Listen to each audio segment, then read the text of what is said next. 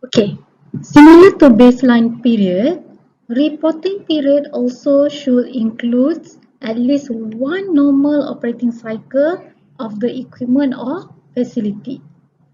And some projects require to report saving and not only during the defined reporting period, but also to see the performance after it. So the periods ranging from an instantaneous reading to a year or more than 2 years. And the length of the reporting period should consider the life of the ECM to see the performance of this ECM over its lifetime and also degradation of expected saving over the time or over the EPC period contract. And if we use option A and option B, then metering may be left in place to provide feedback of operating data for routine management and also to detect adverse change in the performance. From my experience of doing this MNV, project using option C usually especially for the EPC contract, usually we don't verify for 1 year after installation of the ECM, that is the reporting period. That this is because ESCO cannot wait for 1 year to get their payment from building owner. Yeah, so from our experience and also from my experience, we usually verify it for a few months. Yeah, for a few months after the installation, that is during the reporting periods, where we try to get to look at the stable savings. As you know, that option C require us to report monthly saving, and ESCO cannot wait for 12 months to get the whole operating cycle of this energy saving during reporting period. Yeah, so that's what I mentioned. So we verify for a few months, to get it into the contract, the saving, and then we advise the building owner and ESCO to re-verify after a one period. Yeah, so of course, definitely if we verify for a few months, it's only represent saving for that particular month. So for option C, the best the operating cycle is 1 year. So reporting period should be 1 year. But again, as I mentioned, there is a constraint for ESCO. Of course, they cannot wait for 1 year to get their payment back. So we advise after 1 year to do re-verification, so that they can get accurate saving over one normal operating cycle. Okay, now we come to the component number 6 in the MNV plan, adjustment for calculating saving. So under this component, we will look into routine and baseline adjustment, routine adjustment, how to choose independent variables example, non-routine adjustment, where to get static factor and static factor example.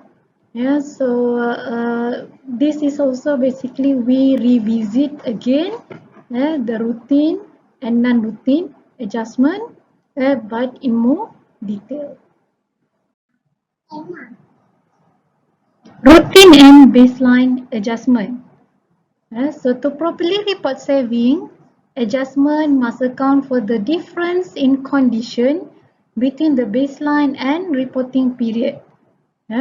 So the concept is clear, the principle of energy saving is clear, you must comparing the same condition of the baseline and after the installation of your CECM, that is reporting periods. And as you know and you have learned this, there are two types of adjustment presented in the energy saving calculation. One is routine adjustment from independent variables factor. So routine adjustment from factors that you already expect that will influence your energy use. Another adjustment, we call it non-routine adjustment. In the IPMVP, this non-routine adjustment, also known as baseline adjustment, BLA. Yes, so non-routine adjustment is made to the static factor, change during the reporting period. And this static factor influence your energy in one of impact or one of effect without you knowing it prior to the reporting period.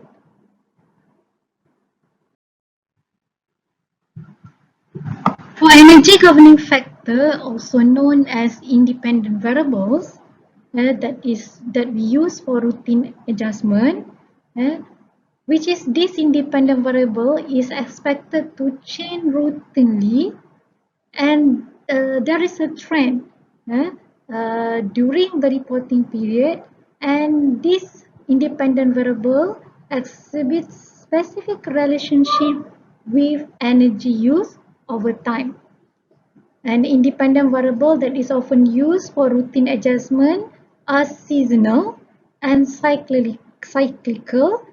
For example, weather, occupancy in the building, operation hours or production level in the factory. And this condition vary in a predictable fashion. Because you already expected it and you know the trend how it's influence your energy use. And these conditions are significant to the energy use within the measurement boundary. And you can normally model the relationship of this independent variable with the energy use using mathematical model. And this mathematical model or regression equation can be used for routine adjustment. That is to make the condition of these variables same during the baseline and in the reporting period. In the case of polytechnic, so polytechnic is one of the organization that has the earliest energy performance contract in Malaysia. So myself with Green Tech Malaysia, we involved in verifying and do MNV for polytechnic EPC contract. I think more than about 7 to 8 polytechnics that we involved to do the MNV. Okay, so in the case of polytechnic, is an educational building. So we found 3 significant independent variables. That is cooling degree days, weather. This is where we obtain the cooling degree days from the data from meteorological department. Then the second variable is working days, number of working days in a month. And then number 3 is the class day number of class day in a month, where we obtain the number of class day from academic calendar, polytechnic academic calendar. And now we use option C. So we use electricity bills as the energy measurement. Using these three independent variables, we managed to get an acceptable correlation. Remember, where it gave us more than 75% of correlation factor. Yeah, and these three independent variables apply to all polytechnic that we did the MNV. Okay, this is example of independent variables.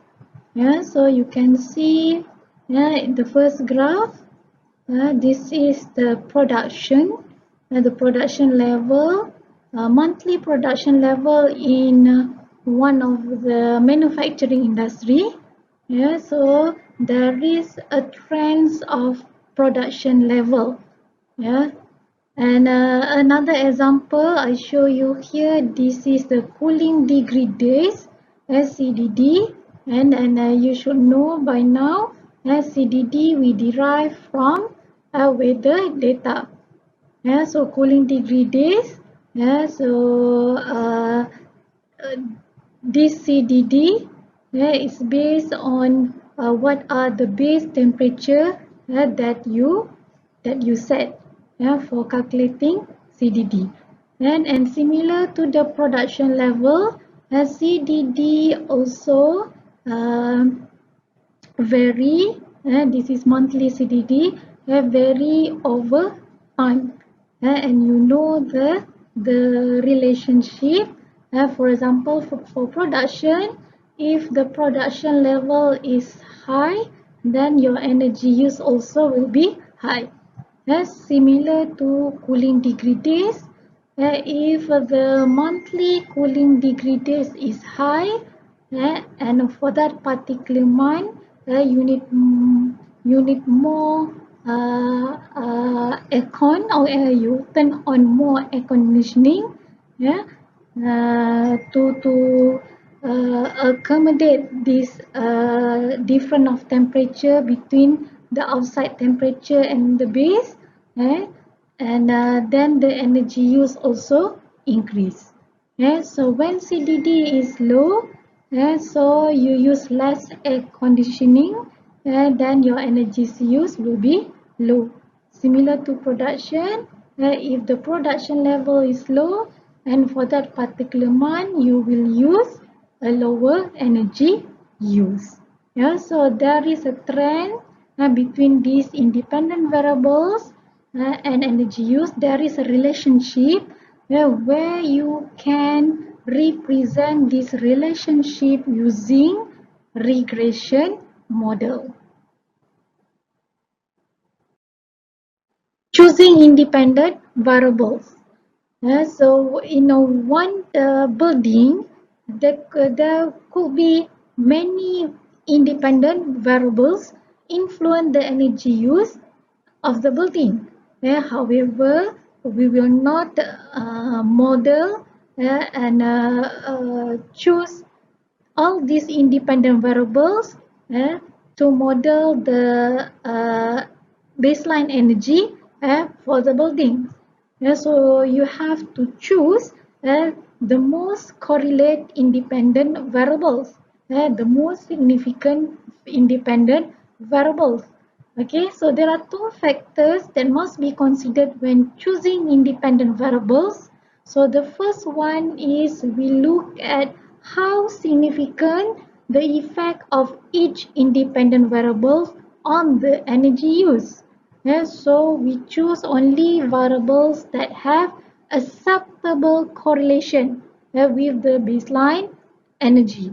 And this acceptable benchmark is defined by statistical terms. So I will explain details in the next slide. Okay. Then the second factor is the cost of getting each independent variables data. Remember, we always put the M&V cost low, and therefore uh, the cost of getting independent variable data is very important. So you remember the M&V plan, the cost risk. So you have to consider during the development of M&V plan. We don't want to incur lots of costs in doing the M&V. And the cost of getting each independent variables depends on difficulty of getting the data and uncertainty and risk involved in getting the data. Some of the data you can get it from the building owner, and some of the data you have to do measurement which incur cost to the ESCO and building owner, and some of the data you can buy it from third party. Okay, to model adjusted baseline energy, the relationship between energy and each selected significant independent variable must be defined, and this is called baseline model. That could be more than one significant independent variables affecting the energy use in your building. Okay, so let's look at the example of baseline model. For example, in this equation, electricity consumption kilowatt hour is the independent variable which we usually denote this as Y. Okay, equal to 697.46, the coefficient, and times the cooling degree days plus 245,277. I think you familiar with this equation. Y equal to mx plus C is a linear regression equation, which is m is the slope, x here is the cooling degree days, and C is the intercept. Okay, and if you have more than one independent variable, you will have more x in your equation, and then you can write it as y equal to m1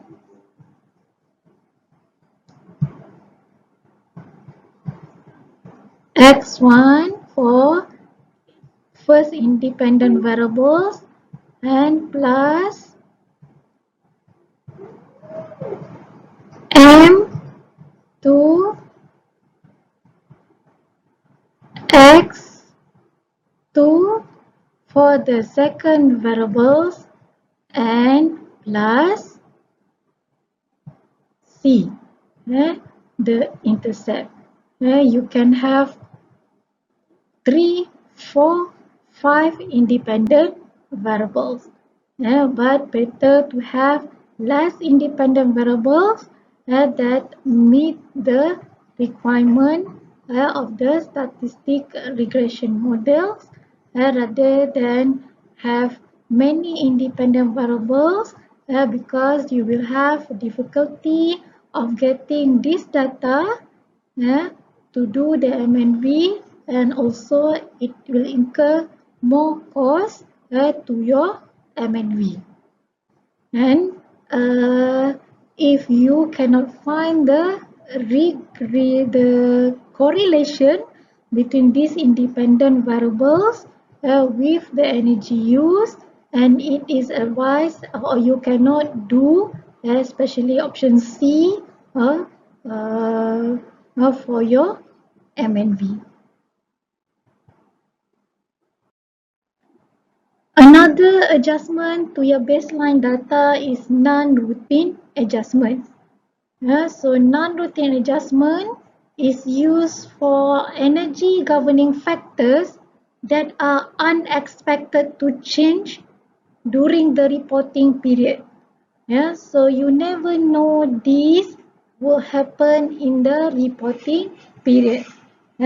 So not like independent variable, you already know and you already expected the independent variables to influence your energy use.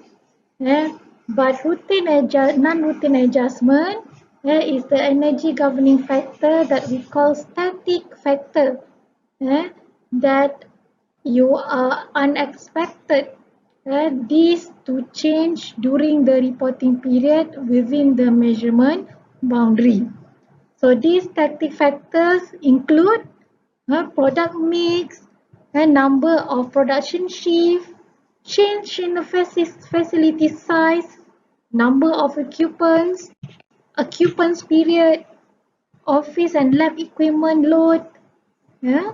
There are additional loads of office equipment, for example, computer, printer, equipment nameplates and operating practice, breakdown period, etc. Which is you can see that this factor only occur once and it has one-off impact without having a routine trend. So the unexpected or one-time change occur in condition within the measurement boundary which is otherwise static. So you do non-routine adjustment to the baseline. And also in the IPMVP, as mentioned in the previous slide, non-routine adjustment also known as baseline adjustment, the BLE.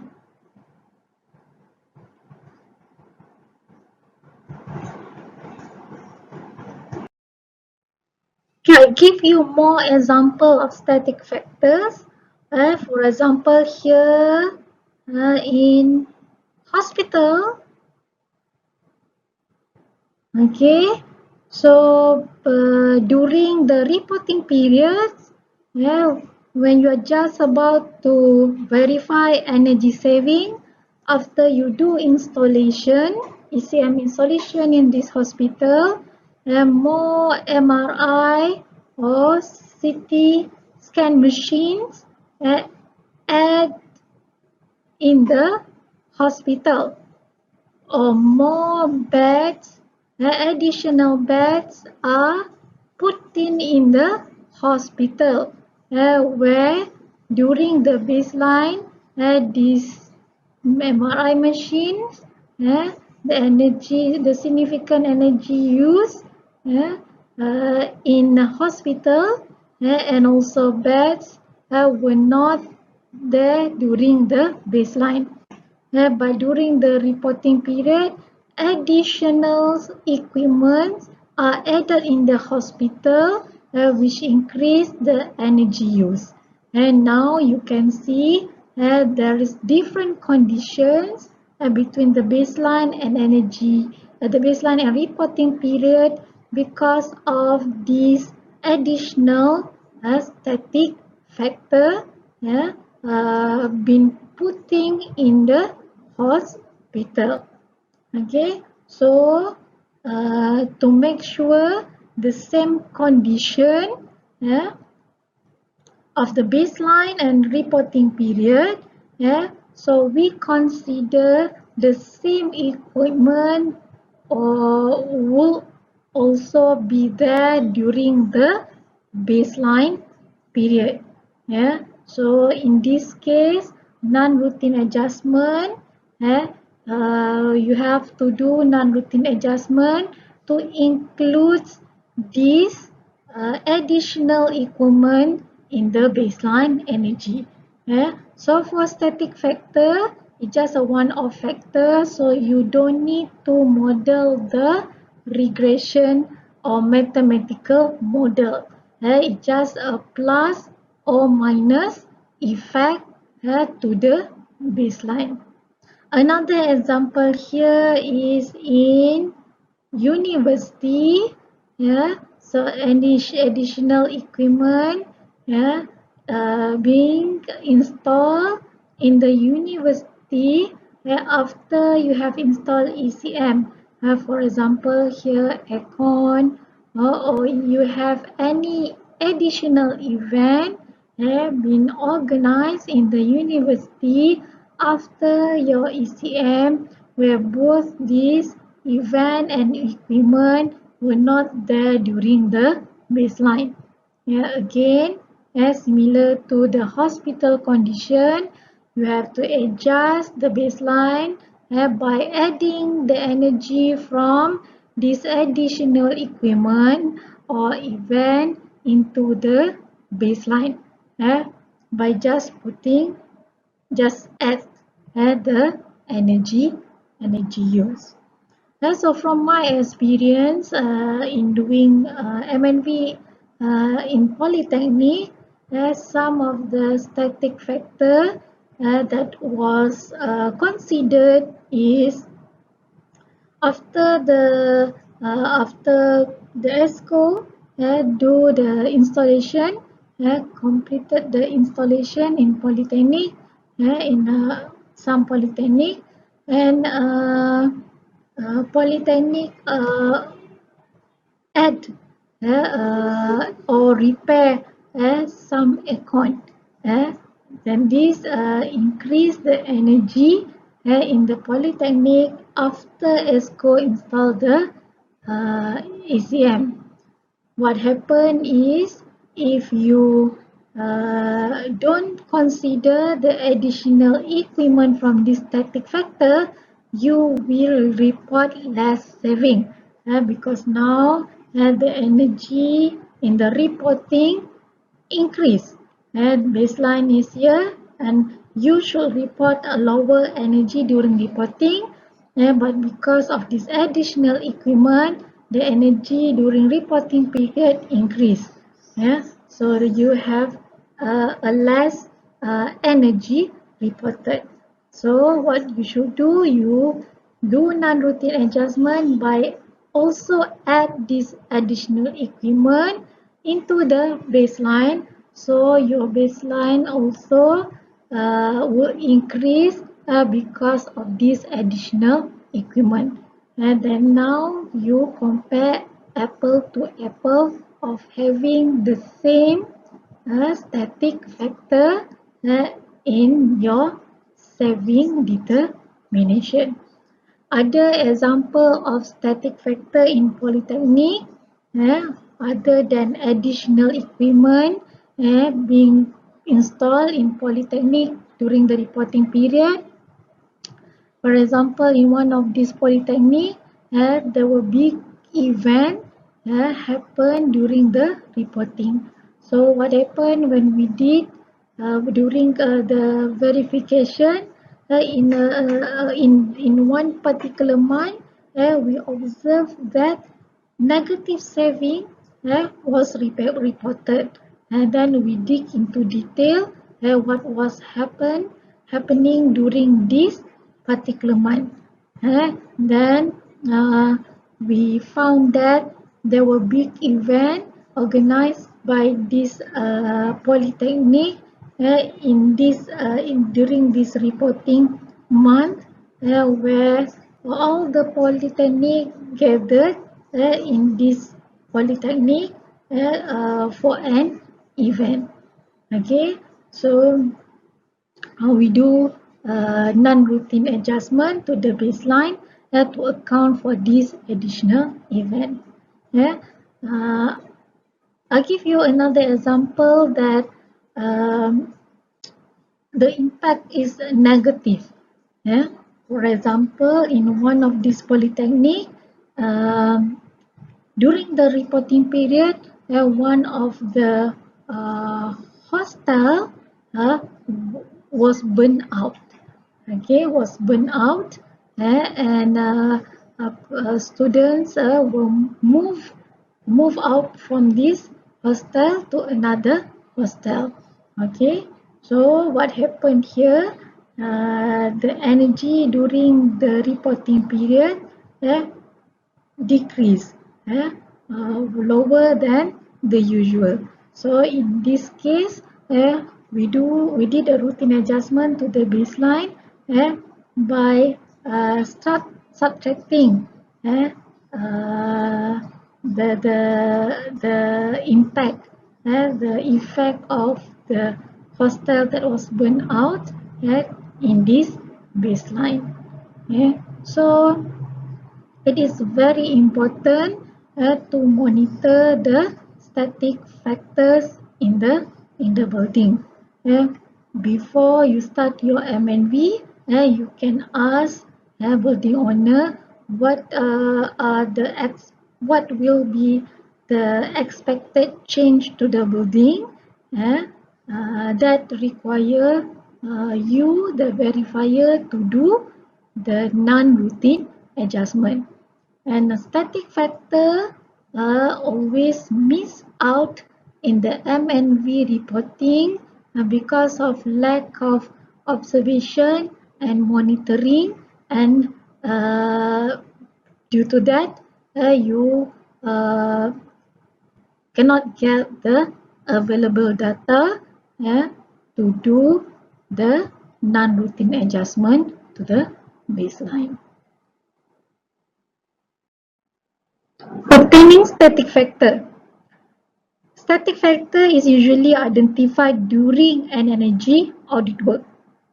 So during energy audit work, you can start identify, discuss with the building owner potential static factor. Static factor should always be monitored and recorded to account for baseline adjustment using appropriate method in the saving calculation. So any change during reporting period from static factor, so you find a way how to measure this change and adjust this to the baseline. It could be a positive or negative impact from this static factor.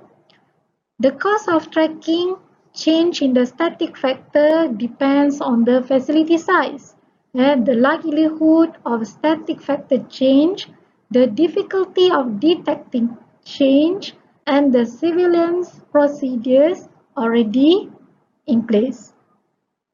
So baseline adjustment, static factor is the most difficult issue to manage. Conflict may arise if they are not properly managed. So whether a baseline adjustment should be made or not depends on agreement of both parties. So I experienced this during the MNB work where usually where we, after we already uh, did our analysis and come up with the result of the energy saving, then both the building owner and the ESCO started to claim their static factor change, and they asked us to consider the static factor change into the calculation. So as a professional, we only accept if there is a proper document, a proper measurement, and a good data representing this static factor, then we can consider it in the saving calculation. Okay, so when they at the end of this the MNV exercise, so building owner already get the idea how this MNV works, and similar to ESCO, so they start fighting and claiming the static factor to get you know ESCO want to have more saving, and energy and building owner start to claim of that saving to the ESCO is from their initiative. Yeah, so be careful in considering this static factor into the saving calculation. The static factors to be considered, ways of tracking, method for adjustment, and person responsible for monitoring static factor should be specified in the MNV plan. This is very important, so you will not miss this static factor in your saving calculation. Okay, let's look at one example of static factor. An ECM that able to improve the efficiency of a large lighting fixture have been considered. So the baseline energy before the ECM installation was measured and recorded. And then after the ECM installation, the owner of the building decided to install more lighting fixture. So you can see from this situation, the additional lighting feature were added in the building. There is a change of static factor in terms of number of lighting feature in the building. Yeah. So in such case, if the building owner do measurements of the energy after the installation, the energy will be higher than it was supposed to. This is because additional lighting fixture were installed in the building. So in such situation, a non-routine adjustment was required and made. The energy from the extra fixture was added to the baseline energy so that the same number of lighting fixture as the reporting period can be obtained and the saving will still can be reported at the same condition of the number lighting fixtures. Okay, now we look at one example, the non-routine adjustment example with some calculation. Okay, an ECM project was implemented in a commercial office building. And baseline energy was established for a period of 1 year. And during reporting period, the change in static factors were monitored. So what's the static factor? So the following change were notified. Static factor 1, 350 new personal computers replaced 200 old computers. And static factor 2, 120 new printers replace 100 old printers. Okay, let's look at the calculation. So you can see in this table, so these few rows represent the old equipment, the old CPU, monitor and printer, and these rows represent the new equipment, CPU, monitor and printer. Yeah, and this column is the number of the equipment. For example, CPU, the number is 200 unit, and this is the power during the peak mode and the standby mode. For example, for CPU, the power during the peak mode is 200 watt and during the standby mode is 175 watt. So given the hours per week, the hours operation hours per week. So during the peak for the peak mode, operation for CPU is 48 hours and in the standby mode, the operation for CPU is 20 hours per week. And for this column, the energy in kilowatt hour, so we calculate for the peak mode and standby mode. Yeah, so to calculate the energy in the peak mode, yeah, how you get this?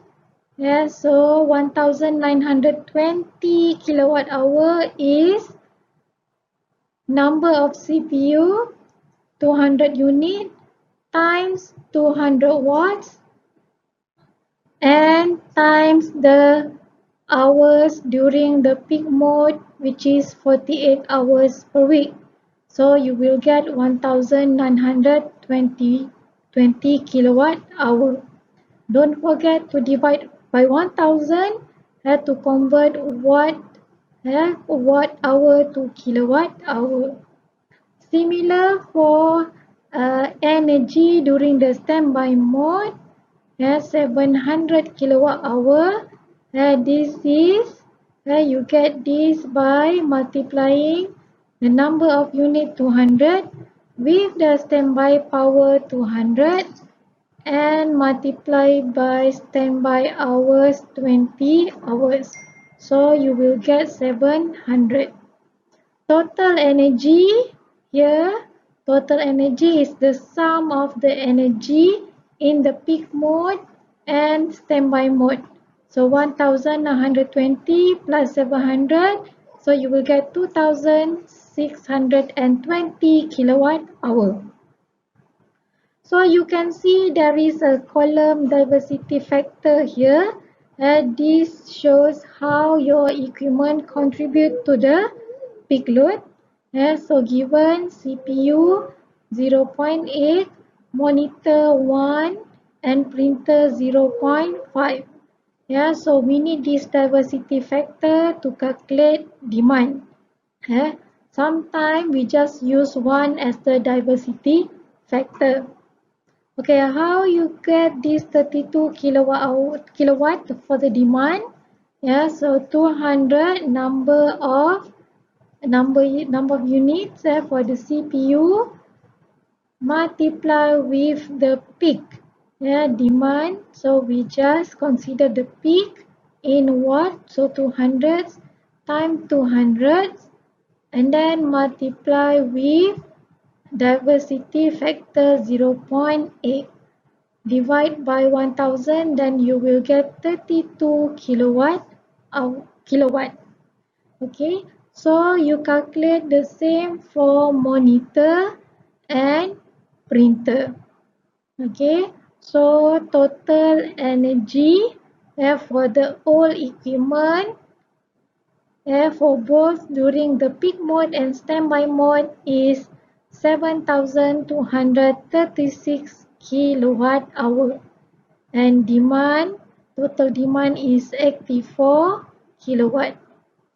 Then you do similar calculation for the new device. So total energy in the peak mode for the new equipment is 8250 kilowatt hour. During standby mode is 589.5. So total kilo energy in kilowatt hour for new equipment is 8839.5.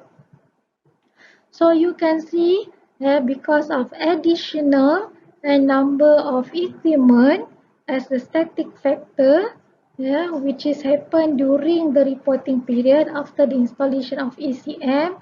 So you can see there is increase of energy. So how much it increase? So we calculate the difference between the old equipment, the energy between the old equipment and the energy uh, from the new equipment. So the difference is 1603.5 kilowatt hour per week. So to calculate the difference, the increase of energy in month, you multiply this with 4 weeks in a month.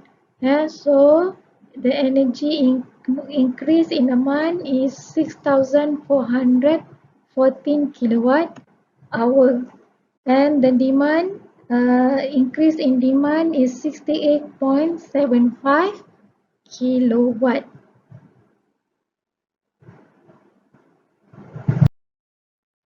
Okay, then we add this increase in the energy and demand from the additional equipment to the old baseline energy. Yeah. So from our previous calculation, the estimated increase in electricity consumption, kilowatt hour, and maximum demand from the computer replacement, which is the static factor change, is 6,414 kilowatt hour per month and 68.75 kilowatt per month. Okay, so what you do is you have the old baseline. For example, here the old baseline is the monthly energy in kilowatt hour here from January to December, and also you have the monthly maximum demand in kilowatt. Okay, so this is the old baseline energy in kilowatt hour, and then you add your BLA baseline adjustment that we calculated previously, the additional increase in energy 6,414. So you add this for each of this month, then you get the new baseline. Similar to energy, you do that for maximum demand. So you add the additional demand 68.75 to each month of this baseline data, then you will get the new baseline. So this is how we do the non-routine adjustment to the baseline to take into account the change in static factor during reporting period. In this case, we have a replacement, an additional of a set of computers and printers in a commercial building, which increase the energy in the building during reporting period. So to do MNV, we have to consider this static factor change in order to have the same factor in the baseline and during reporting. Okay, quiz 1. An ECM is proposed in which an office room fitted with 60 incandescent lights is replaced with 14 watts CFL. The MNV measurement boundary has been chosen to be the lighting circuits that fit the office room. The new LED light will not only reduce the lighting load, but the air conditioning will also benefit from a reduced cooling load, yielding further saving. In this situation, the reduced cooling load is known as... Okay, quiz 2. Shah Alam City public lighting system was in need of substantial repair and updating. A new efficient LED system was installed on the same wiring across the city with 20 metering points. The baseline energy from utility bills on all 20 utility meters for the past year was 1,800,501 kilowatt hour. The baseline light level were inconsistent with average of 20%. The fixtures were burned out. In the reporting period, the energy used after replacement of the new LED system were measured using utility meter for 1 year, total 1,621 and 300 kilowatt hour. The burnout rates were monitored by the city staff, and he found that the burnout rate reduced to 3% during reporting period. To calculate savings, a non-routine adjustment was made to account the difference in the burnout rate during the baseline and reporting period. The baseline energy was adjusted to the same burnout rate as in the reporting period. So the question is, what is the savings in kilowatt hour obtained from this new LED system?